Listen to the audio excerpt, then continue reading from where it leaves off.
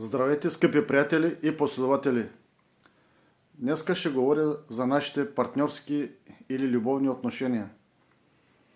Много млади хора губят няколко години от живота си, докато разберат дали партньорът има желание за брак или съвместен живот.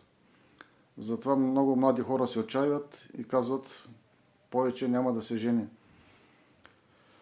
За тази цел може да се обърнем към хорарната или часовата астрология, която аз практикувам от 10 на години. И има доста точни, верни прогнози.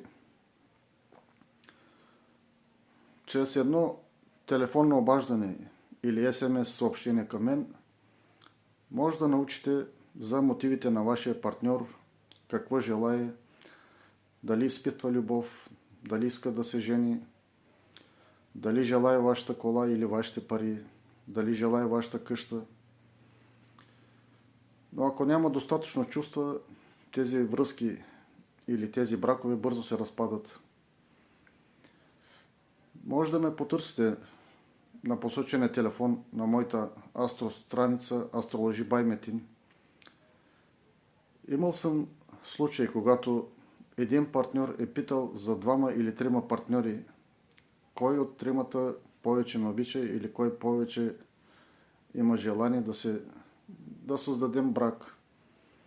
Така че тази астрология дава доста възможности. В следващите видеа ще ви дам повече информация.